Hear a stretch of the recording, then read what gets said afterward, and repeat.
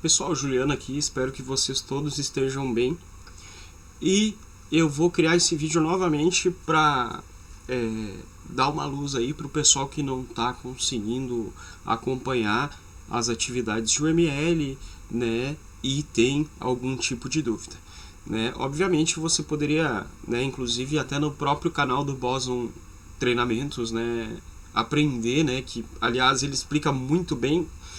Mas, né, eu vou fazer esse vídeo porque, né, a gente pode dar alguma familiaridade maior, porque eu vou abordar, né, projetos que tem a ver com o que a gente já está trabalhando, tá? Então, eu vou fazer o seguinte, eu vou começar nesse diagrama de classes que eu vou criar, diagramas de classe UML.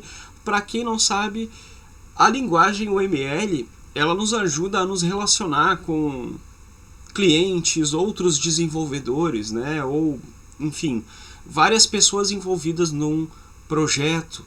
Então, assim, quando eu crio diagramas de classe UML, o que eu estou indicando ali? Muitas vezes eu estou indicando o cliente, ele não precisa entender nada de informática, ele só precisa pagar o projeto, cara. Então, assim, às vezes você mostrar um diagrama de classes para um cliente, ele pode abstrair, entender, né, o que você está querendo dizer.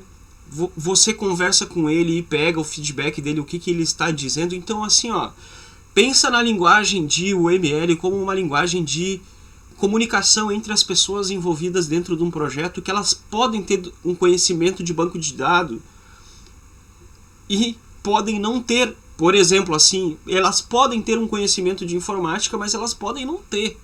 Elas não têm obrigação de ter. Então, assim, para facilitar e criar padrões e tornar tudo mais, assim, fácil, existe a linguagem de UML, tá? Então, aqui, galera, nós vamos começar o seguinte. Você que está estudando o banco de dados orientado a objetos, e esse modelo relacional, ou seja, como as classes elas se relacionam, né? O que são objetos, né? Então, assim, você vai utilizar esse diagrama de classes. Então, assim, por quê, gente? Por quê? Porque para a pessoa que está aprendendo, para a pessoa que não, o teu cliente que não sabe nada de informática, e até para nós mesmos, né? Ou seja, o ML e esse conceito orientado a objeto, ele ajuda até a gente a se comunicar, a abstrair do modo muito mais fácil as coisas, né? Então, no meu banco de dados, no meu sistema, eu começo a tratar as coisas ali dentro, aquele pequeno universo do escopo do negócio do meu cliente, como se fossem objetos. Então, assim, desde o momento que eu vou criar um sistema para uma agropecuária, um saco de ração, ele é um objeto dentro do meu banco de dados, né? Eu posso criar uma classe itens, por exemplo, e inserir diferentes objetos ali dentro daquela classe itens, né? Eu posso inserir um saco de ração, mas eu também posso inserir uma coleira, né? Eu posso colocar outras classes ali dentro. Eu posso colocar a classe colaborador, a classe funcionário, a classe cliente, e eles todos são objetos dentro do banco de dados. Então você abstrai assim, ó, são objetos que se relacionam. O cliente, ele compra o item, ele compra o saco de ração. O pet, o animal, o seu gato, o seu cachorro, ele vai ser um objeto ali dentro. Ele vai ter um código, ele pode ter um nome, ele pode ter um apelido, ele pode fazer uma consulta, né? Uma consulta médica, entendeu? Ele vai ter um dono, ele vai ter uma pessoa que vai ter, né, um telefone. Então, perceba, olha quantos objetos de um escopo de negócio de uma agropecuária em questão de pouco tempo que eu já estou falando para vocês. E esses objetos, eles se relacionam, e é tudo isso que a gente monta quando a gente fala num diagramas de classes, tá? Então, agora assim, ó, pessoal, um dos exemplos foi fazer um diagrama de classes para construir, por exemplo, uma biblioteca, né?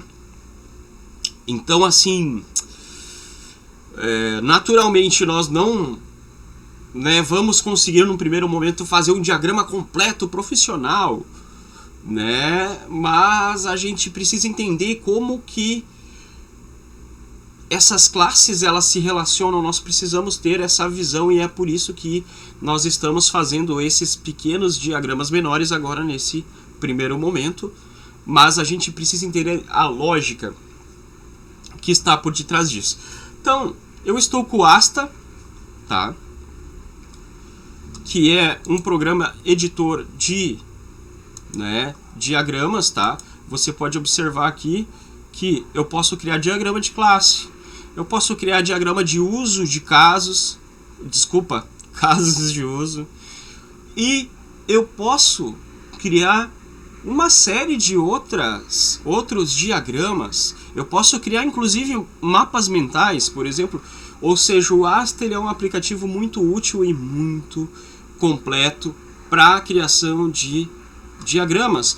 Perceba que eu posso até fazer um diagrama de componentes eletrônicos, por exemplo, tá? Então, assim, o nosso interesse aqui é criar um diagrama de classe. Então eu vou selecionar esta opção, tá? Então percebam que esta é minha tela. Então aqui estamos criando o nosso primeiro diagrama de classe. E eu vou botar aqui, ó, diagrama de classe. Eu vou botar biblioteca IFSC, tá? Então, o que eu preciso para criar a minha primeira classe? Ah, Juliano, mas espera aí, vamos devagar. O que é uma classe?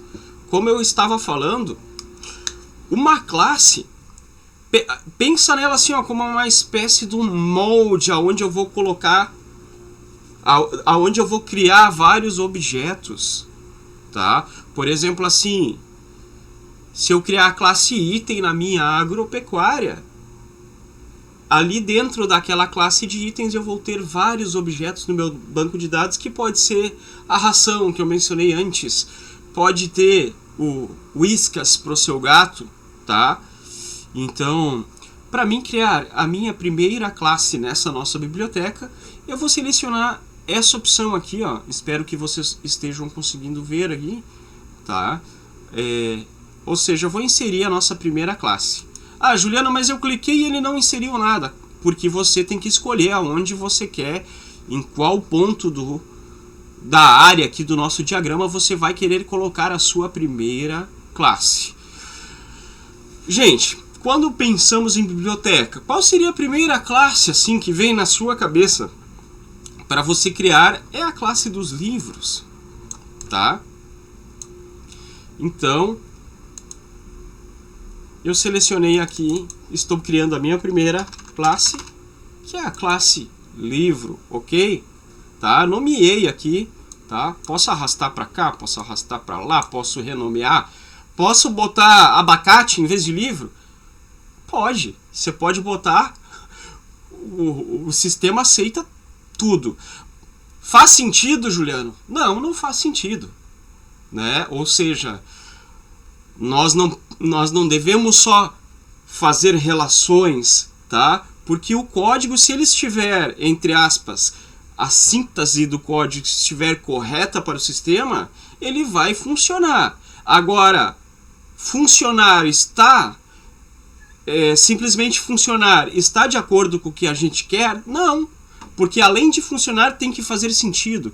Então nós temos que levar a parte da síntese em consideração, mas também a semântica, ou seja, as coisas fazerem lógica. Isso precisa fazer uma lógica dentro do sistema, ou seja, as coisas precisam ter nexo para que outras pessoas elas olhem todas essas relações e isso seja compreensível para elas. Imagine se, naquele exemplo que eu dei da agropecuária,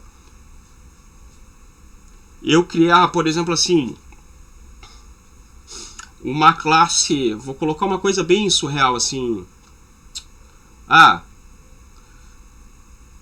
vamos dizer assim, gente, pelo amor de Deus, agora me fugiu, vamos dizer assim,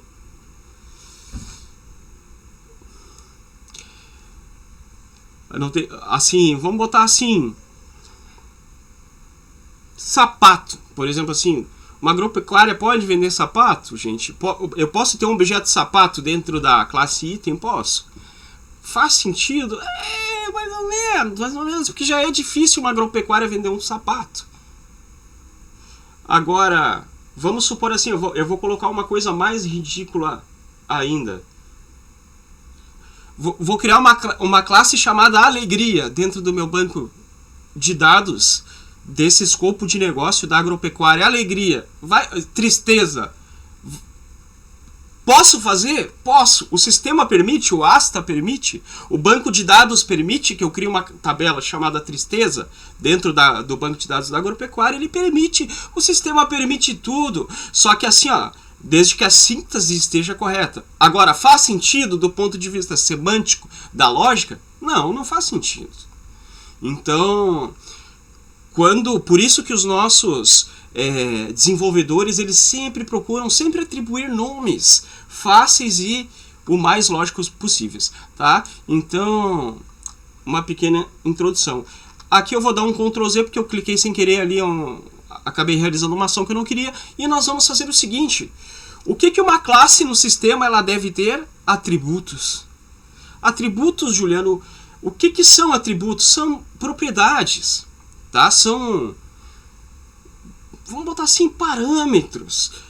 Então um livro ele tem suas características e os atributos eles nos ajudam a diferenciar um livro do outro. Porque dentro da nossa biblioteca eu vou ter um livro, posso ter uma Bíblia, por exemplo, ele vai ter várias características que são específicas daquele livro. Ele vai ter uma numeração de páginas, ele vai ter um nome, ele vai ter uma editora, tá? Mas eu posso também ter um livro de autoajuda, um livro do Paulo Coelho, que já vai ser outra coisa totalmente diferente. Então percebam que dentro da classe livros eu posso ter vários objetos instanciados e eles vão ter valores diferentes, tá? Então, por isso que nós estamos criando aqui as propriedades. Então, assim, ó, na minha biblioteca, a primeira propriedade que eu vou querer colocar, ela vai ser um identificador, ou seja, um código para diferenciar um livro do outro. Então você perceba que quando você vai comprar uma coisa no mercado, pessoal, eu vou dar uma pausa no vídeo rapidinho porque eu preciso atender uma chamada meio urgente aqui. Deixa eu ver se eu consigo fazer agora aqui. Tu me dá alguns segundinhos aí que eu tô numa gravação aqui, tá? Ali? Tá bom, tchau.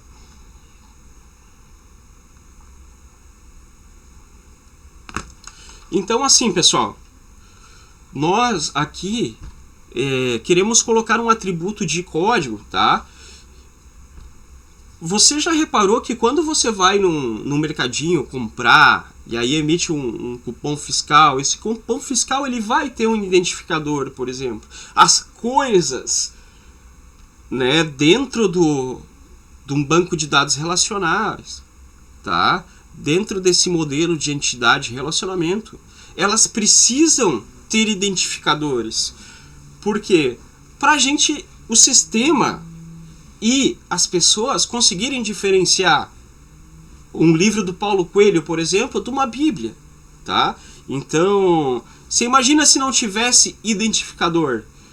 O computador, ele é burro, bem dizer, só que ele é um burro muito rápido, tá? E tudo que a gente manda ele faz muito mais rápido que a gente. Então, assim, você imagina se eu não tivesse esses identificadores. Como que eu faria as relações? Como eu faria todos esses objetos eles se relacionarem dentro do nosso banco de dados ou dentro do nosso sistema, da nossa aplicação? Então eu vou colocar aqui a primeira coisa, eu vou colocar um ID livro. Eu posso colocar code livro, de código? Posso. Eu posso colocar aqui beterraba? Posso. Eu posso colocar qualquer coisa. O Asta ele é burro, o computador é burro, o sistema aceita qualquer coisa. Faz sentido semântico? Tem lógica? Não tem. Não tem lógica. Tá? Então, eu gosto de colocar meus identificadores, ou seja, isso aí depois vai virar uma chave primária lá no banco de dados, é Highlander, né? Só pode haver um. Só pode haver os identificadores, eles são únicos e intransferíveis. Isso é o que mantém a integridade do nosso banco de dados, né? Para que não haja duplicidade de dados, tá? Então, assim, eu vou botar aqui ID livro. Só que assim, eu quero que isso seja público dentro do sistema, ou eu quero que seja uma informação privada, tá? Então, assim, eu vou colocar aqui como sendo uma informação privada, tá? Então, depois eu vou explicar melhor o que são esses tipos de permissionamentos, tá? Nós temos vários permissionamentos e quando nós estamos definindo nossos atributos, nós definimos que tipo de permissionamento vai ter esse atributo, tá? Então o sinalzinho de menos é só para indicar que ele vai ser uma propriedade privada do meu sistema. Aí eu coloco 2 pontos, por quê? Porque agora eu vou colocar o tipo de dado.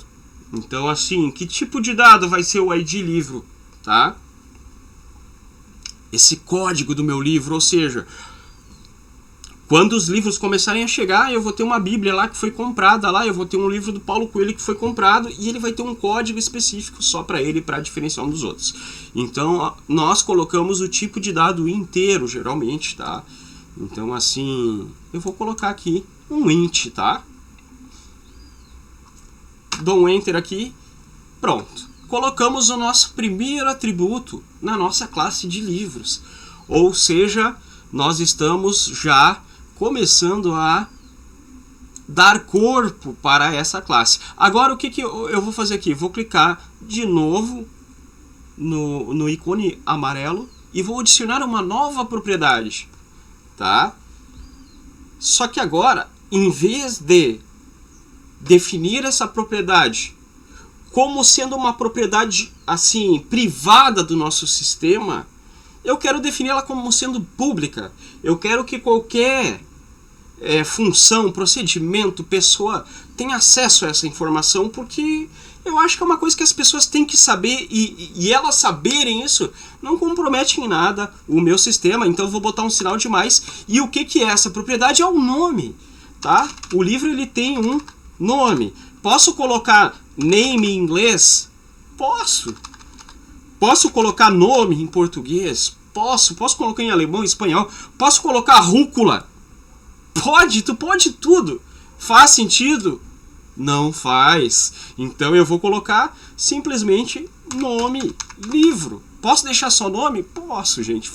Então assim, ó, essa é uma propriedade que nós vamos deixar ela pública, por isso o sinal de mais. Aí o que acontece? Eu dou 2 pontos aqui e o sistema ele me pede: Juliano, que tipo de dado vai ser essa propriedade nome? Vai ser inteiro? Uma Bíblia vai se chamar 1, 2, 3, 4, 5... Não. Uma Bíblia ela vai ter texto. Sempre que a gente fala em texto, ou alguns preferem falar string, né? Sempre que nós tivermos texto, nós vamos usar conjuntos de caracteres. Como você chama esse tipo de dado no Portugal? Cadeia. Como o asta aqui ele vai chamar? Ele chama de char, ou seja, char é uma abreviação de character, tá? Algumas linguagens elas vão chamar esse tipo de dado de varchar, tá? Alguns programadores eles vão chamar de string. E no Portugal nós chamamos de cadeia, tá? Isso é nada mais do que um conjunto de caracteres. Então eu vou ter o nome de um livro ali, Bíblia Sagrada, né?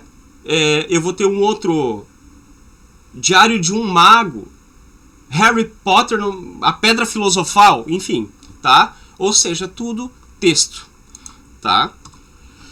Vamos colocar então um outro atributo para o nosso livro, que eu vou querer deixar ele público também, tá? Ele é muito parecido com o nome.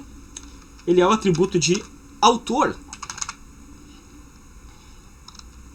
Autor. Posso deixar só autor? Posso. Eu gosto de fazer do jeito que eu sempre faço. Autor, livro. Ali ficou em cima nome livre, né? Vamos tirar aqui e botar livro. Agora, autor, livro. E que tipo de dado é? Paulo Coelho. Que tipo de dado é? Conjunto de caractere, cadeia, varchar, char, string. Tá? Tenta compreender que... Por isso que eu acho o Portugal, desenvolvido pela Univale, uma ferramenta para estudantes de programação incríveis. Porque se você fizer qualquer código assim, tá? Eu tô generalizando, mas assim, se você fizer qualquer código no Portugal, quando você precisar fazer em Python, em C e assim, em PHP, vai ser muito fácil você depois aprender, porque você já tem uma base geral, sabe?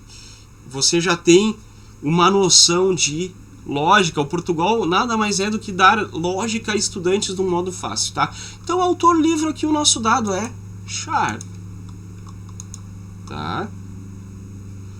Agora vou colocar aqui, ó, uma nova propriedade, tá? E essa propriedade eu quero colocar ela, no caso, como sendo data de aquisição, tá? Vou deixar ela pública, data aquisição. Ah, mas você escreveu aquisicão.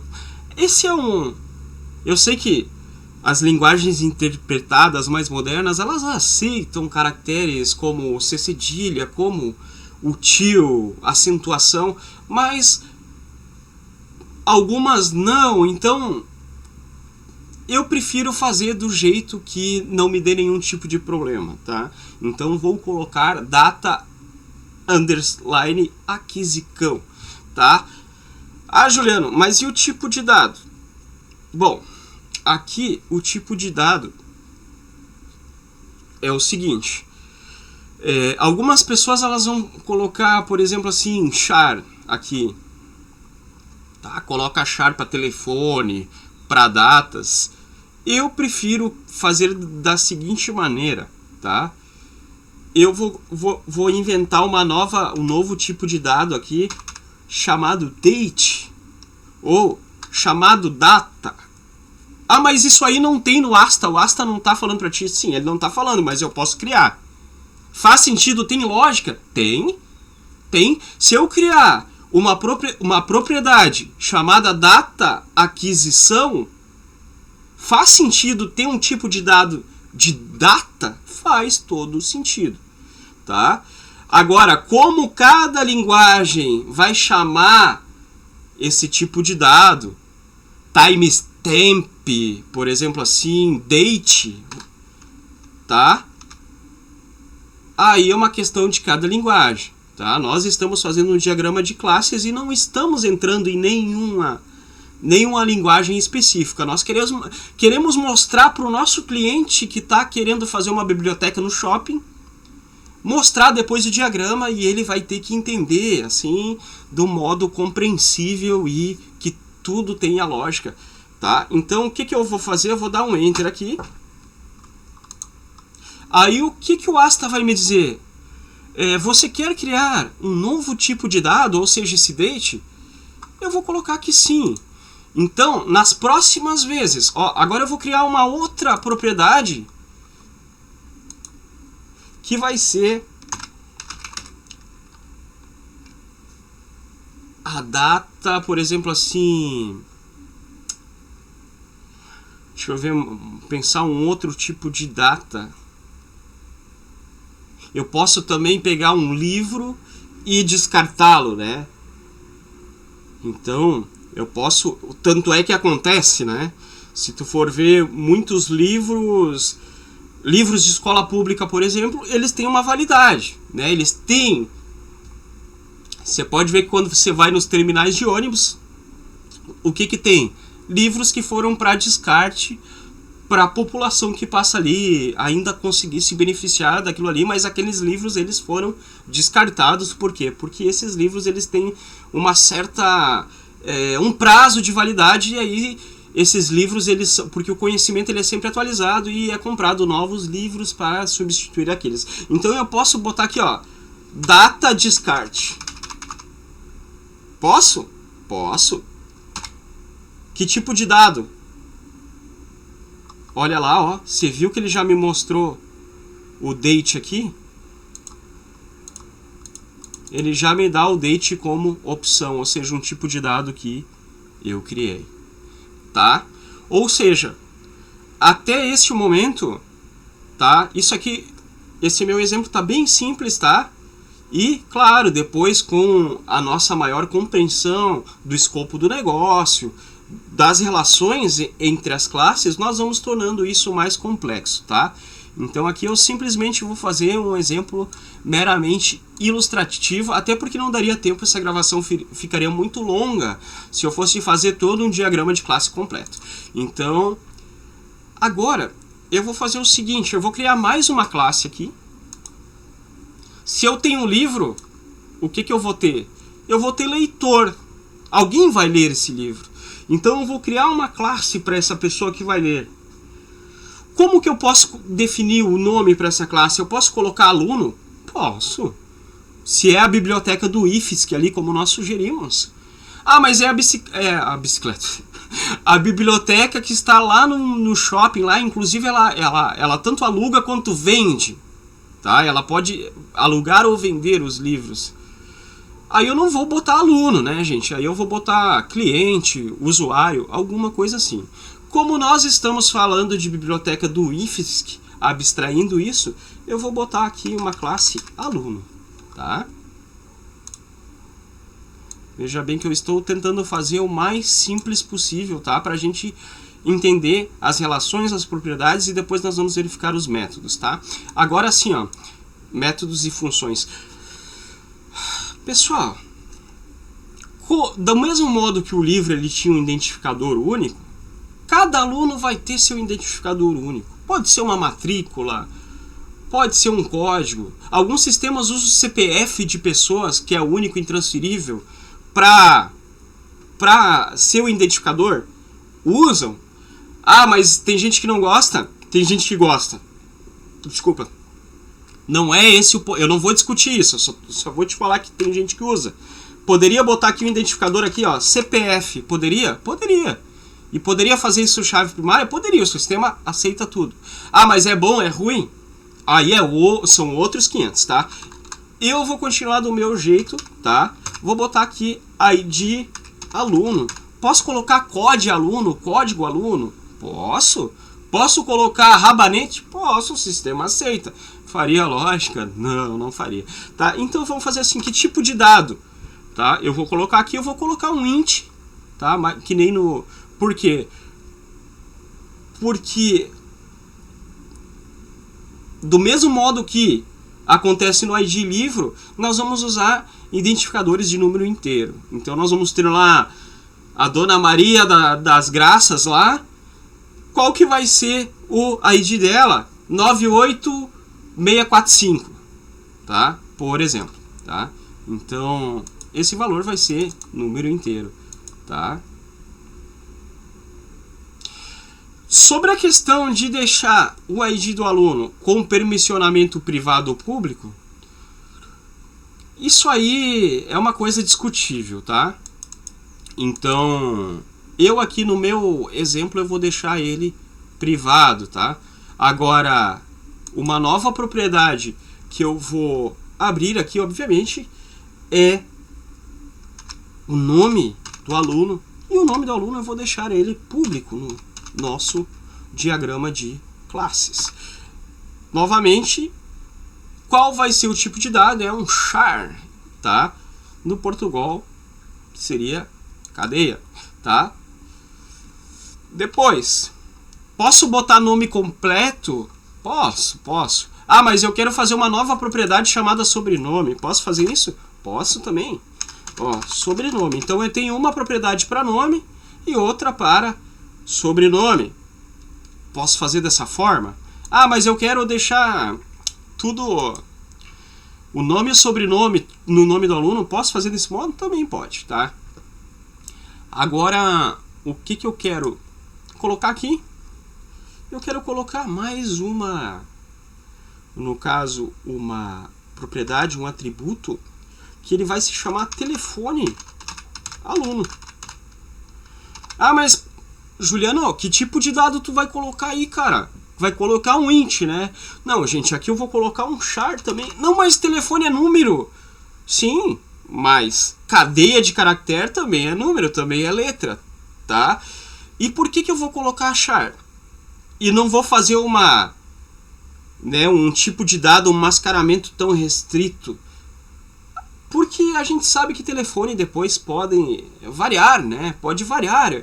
Uma pessoa pode colocar um telefone fixo, a outra pode colocar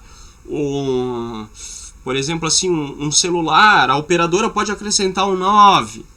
Então, pra mim o char aqui tá de bom tamanho porque ele é mais flexível, tá? A verdade é essa.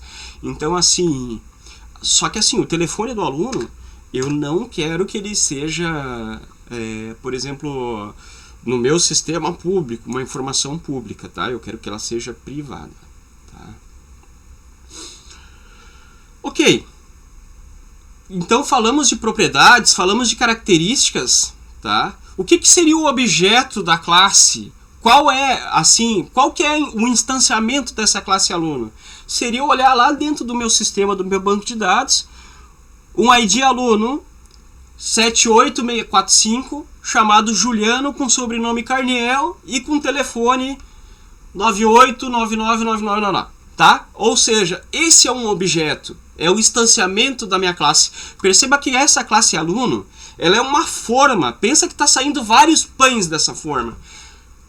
Então, assim, eu tenho uma forma chamada classe aluno e vai sair vários pães dali. Quais seriam esses pães? Seria a aluna Maria, com sobrenome tal, um código tal, um telefone tal. Aí depois, agora vai sair um outro pão dentro da minha classe aluno. Juliano, Francisco, e assim por diante. Ok, pessoal? Então agora assim, ó, vocês devem estar curiosos por que tem esse pontinho verde aqui, esse íconezinho verde aqui. Isso aqui no Asta, tá? É o que vai nos permitir adicionar funções, métodos dentro do nosso diagrama de classe. Juliano, como assim funções, métodos? Funções, métodos são ações que, né, vão ocorrer entre esses objetos. O cara que entra numa agropecuária para comprar uma ração, o cara que entra numa biblioteca para alugar um livro, ele está realizando uma ação. Então, sempre que a gente tem um verbo, por exemplo, você pode imaginar assim, ó, sempre que a gente tem um verbo no infinitivo, alugar, locar, eu tenho aí uma função, eu estou realizando uma ação dentro do meu sistema e isso vai virar um método. Assim, comprar, submeter, tá? Então, qual seria a ação? Ação que um aluno realizaria dentro desse nosso escopo de negócio aqui, que é o da biblioteca. Ele vai locar, alugar, vou botar alugar. Quero que todo mundo saiba o que alguém anda alugando? Não, não quero, cara. Às vezes a pessoa pode estar lendo aí 50 tons de cinza e ela quer ler escondido, tá? É um direito dela. Então, assim, ó, eu vou botar essa função no sistema alugar como algo privado, ok? E aqui, sempre que falamos de função, a gente coloca esses parênteses aqui. Por que tá void aqui? Porque essa nossa função no sistema, o valor dela inicial é vazio.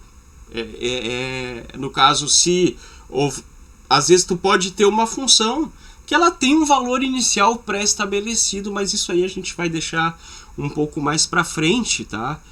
Então, assim, eu poderia, sim, definir um método, uma ação dentro do meu sistema que quando inicia essa ação, ela já tem um valor inicial, tá? Aqui o alugar ele não vai ter um valor inicial, porque quando eu crio um aluno dentro do meu sistema, eu cadastro, ele não alugou o livro ainda, entendeu? Então esse valor aí, para esse aluno ali, ele vai ser vazio, tá? Então aqui a gente acabou colocando a nossa primeira função. E agora eu vou fazer assim, gente. Eu vou colocar mais uma função.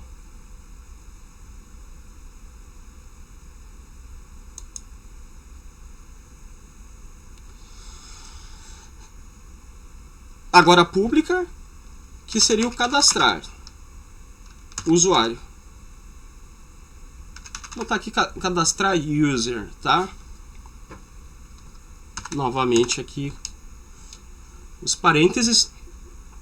Porque você colocou público? Obviamente uma pessoa que está entrando numa biblioteca, por exemplo, assim, eu tô dando um exemplo específico, né? É claro que diferentes bibliotecas podem trabalhar de diferentes maneiras, mas pensa assim, ó, eu tenho um terminal, vários terminais espalhados pela biblioteca, e eu tenho um aluno ali e ele está entrando na biblioteca e ele pode sim fazer o seu próprio cadastro, vamos dizer assim, tá? Então, isso tem que ser uma função pública, né? Ou seja, se cada um pode chegar ali e se cadastrar, não pode ser uma função privada, tá? Então, novamente, o valor inicial eu vou colocar vazio, tá? Então, assim... Ah, mas Juliano, por que no livro, aqui na classe livro, eu não tenho nem um tipo de função? Por que o livro não está realizando nenhuma ação? Porque quem vai realizar a ação de alugar o livro é o aluno. E assim, ó, essa minha classe livros, aqui no modo como eu defini o meu diagrama de classes, ela vai ser uma classe para consulta, né? Ou seja, outras classes elas vão utilizar essa classe livro para consulta. Se eu tenho um aluno, tá? Ele aluga livros, tá? Eu posso fazer de algum outro modo diferente? Posso. Se eu quiser deixar assim mais profissional, o que eu posso fazer? Eu posso simplesmente deixar também uma classe, uma classe que faça a interface, ou seja, ela faça a intermediação entre o aluno e o livro, que no caso seria a classe do que? Dos empréstimos, né? Ou seja, empréstimos, tá? Olha como já começa a ficar mais interessante aqui. Por quê? Porque se eu tenho alunos locando livros, obviamente no banco de dados da biblioteca, aquele aluno e o livro eles vão estar linkados e relacionados por empréstimos. Então aqui, o que eu coloco novamente? ID empréstimo, novamente int, tá? Qual, assim, outra propriedade do nosso empréstimo? Naturalmente a data, né? Então, assim, vamos colocar aqui data empréstimo. Agora, esse tipo de dado ali eu vou utilizar um date, tá? Mas se eu tenho uma data de empréstimo, eu vou ter uma data de devolução, tá? Novamente um date.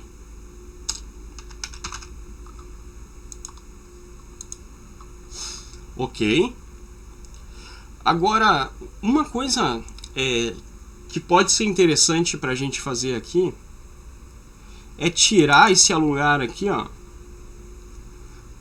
da classe aluno. Poderia deixar aqui se não houvesse essa classe empréstimo? Poderia. Como eu quis fazer uma coisinha mais completinha, eu vou tirar essa função, essa ação de alugar, e eu vou colocar aqui na classe empréstimo, tá? Faz mais, para mim faz mais sentido e mais coerência, tá? Ah, mas ô Juliano, deixa eu deletar aqui. Juliano, eu não quero colocar lugar, eu quero colocar submit, submeter, posso? Pode. Faz sentido? Até que faz. Dependendo se você quer, né, trabalhar com uma nomenclatura mais em inglês, tá?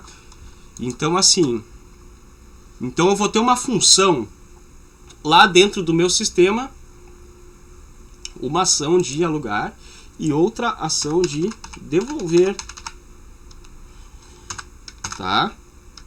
Novamente vazio. Ok? Tá. Então nós já sabemos que o livro e o aluno, eles são interfaceados, ou seja, eles são interrelacionados pela classe de empréstimos. Ok, gente? Então assim, ó, vamos pensar assim, qual seria essa relação de aluno e empréstimo? Um aluno tem um empréstimo, um aluno tem vários empréstimos. O que teu cliente quer? Vamos ali conversar com o teu cliente. Ele quer colocar alguma restrição? Olha que interessante a gente entender como que funciona um diagrama de classe para a gente conseguir conversar com o nosso cliente. Lembra que esses dias o professor Marco veio até nós e mostrou um desenho de uma árvore lá com um cliente pedindo para fazer um balanço. E o analista, ele pensou em algo completamente diferente e o resultado final ele foi desastroso. É para evitar isso que a gente está aprendendo isso aqui, gente. Tá? Então, assim, vamos supor que eu estou fazendo o papel do desenvolvedor e estou fazendo o papel do cliente também, do cara que vai pagar pelo projeto, pela aplicação. Eu quero definir que um aluno pode ter vários empréstimos. Ou seja, pode ter diferentes empréstimos. Então, como que seria essa relação aluno-empréstimo? Seria de muitos para muitos.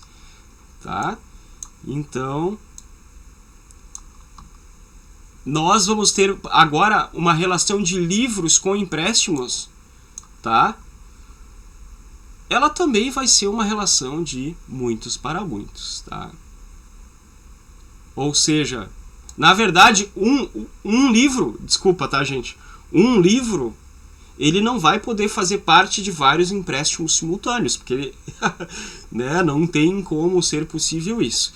Então, aqui vai ser uma relação mais restrita, né?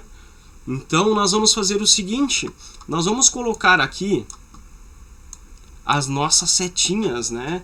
Ou seja, nós temos relações de dependências entre essas classes, tá?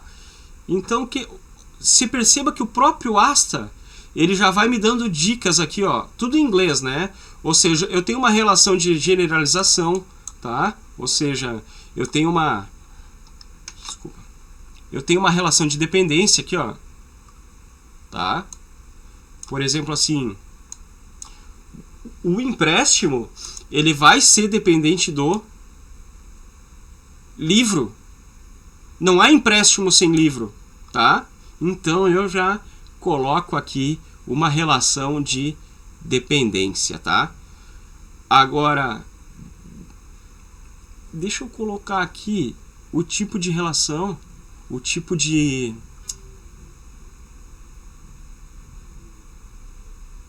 Ai, meu Deus, cadê? Associação... Bom, eu não estou localizando aqui, pessoal, mas assim, ó, nós sabemos que um livro, ele não pode fazer parte de vários empréstimos. Então, perceba que esta não é uma relação de aluno e empréstimos, uma relação de muitos para muitos, tá? Ah, mas, enfim, o nosso... Entenderam por que se chama banco de dados relacional orientado a objetos, modelo relacional? Porque nós estamos lidando com objetos e estamos lidando com relações. Percebeu que aqui, ó, eu vou ter um objeto dentro do meu banco de dados que ele é um empréstimo. Eu transformei o objeto, pensa num bonequinho caminhando, pulando feliz. Oi, eu sou empréstimo número 50.762. Entendeu? Olha como que já fica mais fácil a gente conseguir abstrair e manter essas relações com coerência e com lógica, tá? Ou seja, eu tenho a forma do pão, que é a classe empréstimos, e lá dentro do banco de dados isso vai estar instanciado em objetos, vários objetos, o empréstimo da Luísa, o empréstimo da Ana, o empréstimo da Cláudia e o empréstimo do Juliano, tá? Então é muito legal tudo isso aí. Tá, agora, gente, vamos pensar uma coisa. Vamos supor que essa biblioteca não fosse do IFSC, ela fosse uma biblioteca de um shopping, vamos dizer, uma biblioteca privada. Eu poderia vender algum lanches saudáveis, tá, gente? Lanches saudáveis, poderia ter uma classe ali de itens que a minha biblioteca vende? Poderia. Então, vamos lá aqui, itens. Agora essa aqui você já sabe, né? Então eu tenho ID, item, int. O que um item tem de atributo, novamente? Ele vai ter o seu preço, né? Juliano, é int? Não, né, gente? Quando você pagar, custou R$19,50. Não vai ser um dado inteiro, né? Imagina que um livro ali custou R$19,50. Então a gente já sabe que não pode ser inteiro. Então o que a gente coloca aqui? A gente coloca o tipo de dado float, tá? Por quê? Porque o float, ele é o equivalente no Portugal ao tipo de dado real. Ou seja, quando nós queremos processar e manipular tipos de dados reais. Juliano, por que float no Asta? Porque float deriva de ponto flutuante, tá? Pensa assim, ponto flutuante, aquele pontinho que ora pode estar numa casa decimal, ora pode estar na outra. Eu posso estar falando que o item custa 1.5. Eu posso falar que outro item custa 105.90. Eu posso falar que outro item custa 0.9. Tá? Então, nós temos aqui, já temos preço nos nossos itens. Tá? No meu banco de dados aqui, no meu diagrama, tá? No meu diagrama UML para me mostrar para o meu cliente, eu não vou colocar por enquanto nenhuma ação de item, porque item para mim vai ser uma classe mais para consulta e que os seus dados eles vão servir para que outras classes realizem ações, entendeu? Como por exemplo, eu posso colocar uma aluno compra item, compra. Então vamos fazer assim, ó. Vamos botar mais uma ação desse aluno aqui, ó. Comprar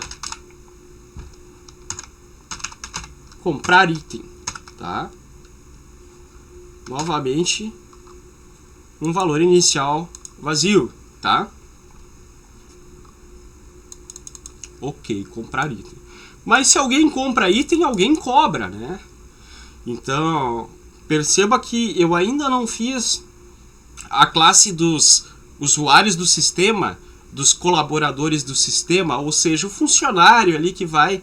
Tá, vou botar aqui, ó, classe funcionário, rapidão. Funcionário, ok? Então aqui, mesmo esquema ali, ó, ID funcionário.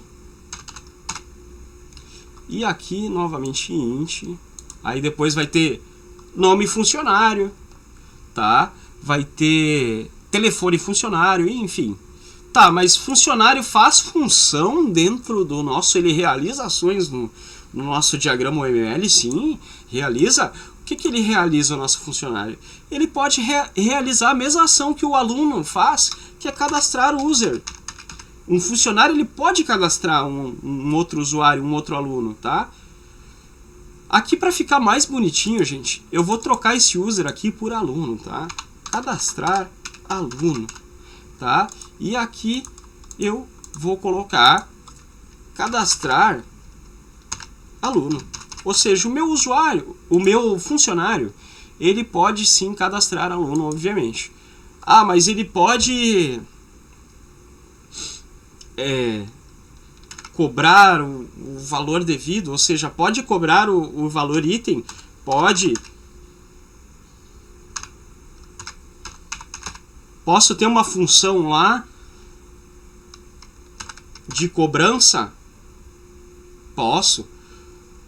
Posso fazer no caso, essa função cobrar item numa nova classe chamada caixa, aonde a classe funcionário interage com a classe caixa? Posso. E aí, só que aí eu jogaria esse cobrar item lá para, no caso, a classe caixa. O que mais? Eu posso fazer o seguinte, eu posso criar uma nova classe aqui, ó. A classe dos administradores ou dos ADMs do sistema. Tá, vou botar administradores aqui só para ficar bonitinho.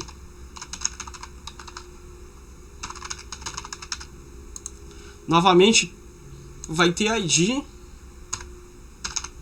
Vou botar aqui ID ADM int. Aí vai ter nome ADM, etc e tal. E perceba que eu posso criar uma função aqui para os administradores, que seria, no caso, assim, vou botar assim, cadastrar funcionário, tá? Ou seja, eu vou ter um gerente na minha biblioteca que ele pode cadastrar funcionários, mas um funcionário ele não pode cadastrar outro funcionário, tá? Então, perceba como que eu posso definir como que as pessoas no meu diagrama e consequentemente no meu banco de dados, elas vão se relacionar, tá?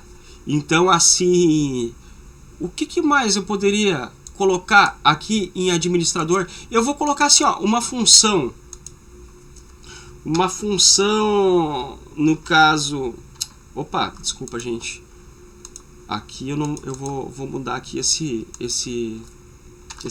permissionamento para privado, tá? Deixa eu pensar aqui uma outra função que o meu administrador ele pode fazer dentro do meu sistema. Ele pode definir aqui uma política de preços dentro da minha biblioteca, por exemplo, assim, referente à cobrança das multas. Então, vamos dizer assim, eu vou botar aqui, tô pensando no nome mais bacana assim, mas assim, vou botar assim, ó, ágil cobrança multa. Vocês já vão entender como. Tá? E o que acontece? Esse valor aqui, eu vou colocar ele vai ser um valor de percentual, tá? Eu vou botar ele como sendo float, tá? O que acontece? Essa minha biblioteca, nas férias de inverno, ela pode definir que o valor das multas por atraso vai ter um certo relaxamento, tá? Ele vai ter um abrandamento, porque às vezes os alunos foram viajar de férias de inverno. Então, posso definir uma política dessa? Posso, entendeu? Então, aí o que o meu administrador ele faz? Ele vai lá e define um percentual. Nas férias de inverno, vamos trabalhar com um ágio menor, tá? Então, assim, vamos dizer que eu trabalho com um determinado índice neutro, ou seja, minha multa é cobrada de acordo com números de dias que os alunos eles ficaram em atraso. Porém, nesse período do ano letivo, eu posso mexer nessa função aqui, ágio cobrança, multa, e definir com que todas as cobranças de todos os alunos daquela época tenham uma redução de 5%, de 10%. Posso fazer o contrário? Posso cobrar mais caro? Posso fazer qualquer coisa no meu sistema, tá? Então, assim, nós podemos também fazer o seguinte: só o administrador pode mexer na política de preços do jeito que está aqui. Você perceba que o funcionário não pode. Mas o que o administrador pode fazer também? Ele pode delegar que um determinado funcionário ele tenha permissão para fazer coisas avançadas no sistema. Então eu posso, só que aí eu tenho que criar o quê? Uma ação. Ele está modificando o permissionamento no sistema. Então aqui, ó, eu vou botar aqui, edita permissão usuário, funcionário, tá? Então, eu posso delegar, esse administrador, ele pode delegar que determinado objeto dentro da classe funcionário, vamos dizer, um funcionário chamado João, que aquele João, ele pode também ter essa permissão de ágio cobrança multa, ou seja, aí aquele objeto do meu diagrama UML, do meu banco de dados, ele vai poder mexer na política de preços da nossa empresa, da nossa biblioteca, tá? Pessoal, o vídeo está ficando muito longo, tá? Então, assim, eu não quero fazer um grande diagrama de classes, até mesmo porque é para ser uma coisa simples, para vocês meio que entender como que são feitos esses relacionamentos. Só que assim, ó, só para ficar mais legal e vocês terem noção, tá? Quem tinha visto o meu último projeto, vocês viram que eu tinha uma classe chamada impressora Epson. Posso fazer isso? Posso, né? E muitas pessoas, muitos diagramas fazem. Por quê? Porque ali eu tenho o quê? Um dispositivo, né? Ah, vou botar ali uma impressora Epson TM TX20, uma impressora térmica, uma impressorinha de cupom fiscal, enfim. Então ela vai ter um código, uma empresa pode ter várias impressoras, né? Então ela vai ter um código, um nome na rede, tá? Ou seja, eu vou colocar aqui ID impressora.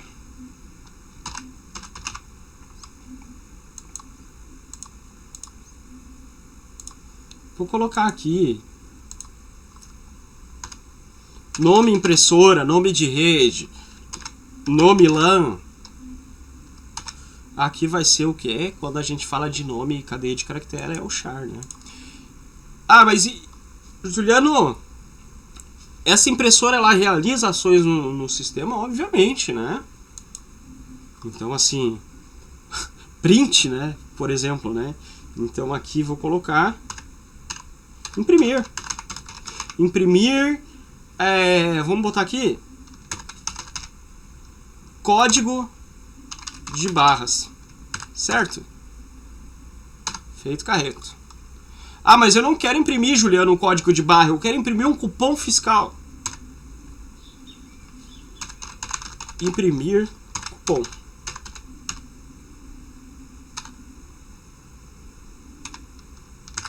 Certo? Tá, mas essa impressora aí, com quem que ela se relaciona aqui? Você dá uma pausa no vídeo agora, você, e começa você sozinho a abstrair. Com quem que essa impressora ela faria um relacionamento? Com o livro? Não. Empréstimo? Não. Tá? Ou seja, quem que vai mandar imprimir? Um administrador, um funcionário, tá? Se eu botar uma nova classe chamada caixa, obviamente ela vai, né, depois que, vamos colocar aqui, no caso uma, ai gente, desculpa aqui, nós vamos colocar um método, uma função, uma ação no nosso sistema, que a classe caixa ela vai realizar. Aqui no caso é o pagar, né? Então assim, pagar.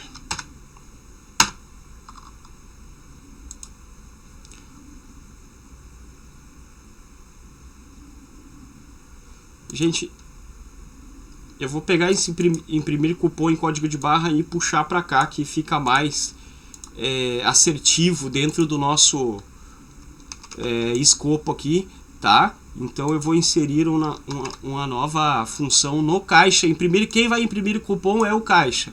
Tá, tudo bem que fisicamente é a impressora que imprime, tá? Desculpa por ato falho meu, mas eu acredito que vocês compreenderam. Então isso aqui eu também vou puxar para baixo, tá? Então assim, já vou puxar para baixo aqui e vou adicionar mais outra função, tá?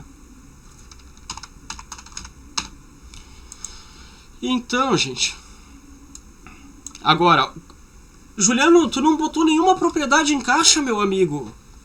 Qual que seria uma propriedade dentro do caixa? Eu poderia botar assim, ó, login. Login, para saber que momento o funcionário logou no sistema. Assim, eu também posso tentar monitorar qual funcionário é que está realizando aquela ação ali, tá, pessoal? Eu preciso me reunir agora com o pessoal no Meet, então eu acredito que nós vamos encerrar por aqui, tá? E eu só quero, para terminar e finalizar, colocar mais uma informação que eu acredito que seja relevante. A pessoa, ela pode pagar com um cartão de crédito. Só que se o meu sistema for isolado dentro da biblioteca, se ele não se comunica com o mundo exterior, como que eu vou saber se aquele cartão de crédito tem saldo, se não tem, de qual operadora que é? Porque a pessoa simplesmente está me dando um cartão, um pedaço de plástico físico. Aí que entra uma relação de, no caso, com sistemas externos ao nosso. Porque para que tem internet tudo? Por que estamos desenvolvendo um sistema se ele até pode ter um sistema que só rode internamente, mas a maioria dos sistemas eles se comunicam com o mundo exterior, tá? Então aqui só para abstrair, para vocês conseguirem abstrair, eu vou colocar aqui que existe um sistema externo. Então, deixa eu ver onde é que eu coloco o texto aqui, gente. Aqui, tá. Então eu vou botar aqui Sysbank. Sysbank ou sistema do... Enfim, sistema do banco e tal. Então, eu preciso compreender que essa classe caixa, ela vai realizar funções que vão interagir com aplicações de fora da nossa biblioteca, tá? Eu preciso ver se esse cidadão tem saldo que ele diz ter. Então eu preciso fazer operações bancárias aqui, tá? E a nossa classe caixa, ela vai se relacionar, ou seja, ela vai fazer uma comunicação com o sistema de bancos e receber informações. Aí eu posso botar aqui, ó, o pagar ele só vai ser executado se for verificado no sistema do banco que o nosso amiguinho aqui, o aluno, ele tem saldo, tá? Porque se o aluno não tiver saldo, ele vai dar uma mensagem de erro retorno, tá? Depois que foi verificado, fez um bate-volta ali com o sistema do banco, aí sim o caixa ele pega essas informações e no sistema do banco é sacado o valor, tá? Transferido o valor, né, para, no caso, o credor, e aí sim nós vamos imprimir o nosso, aí que entra a impressora em jogo, né? Você sabe que se o, né, quem nunca, né, às vezes tu tá com um cartão que ele estourou o limite ou não tem saldo e você vai pagar, ele faz aquele bate e volta com o sistema do banco e acusa um erro. Gente, eu vou parar por aqui, porque senão o vídeo ele vai ficar muito longo, mas eu sugiro muito, quem ainda ficou com dificuldades, tem aquele tutorial do Boson Treinamentos, ele tá muito intuitivo e muito bem explicado. Eu espero que eu tenha conseguido ajudar vocês também nessa, e qualquer coisa vocês podem entrar em contato comigo pelo WhatsApp, tá? Ou até mesmo pelo Moodle, tá? Um grande abraço, ficamos por aqui, falou!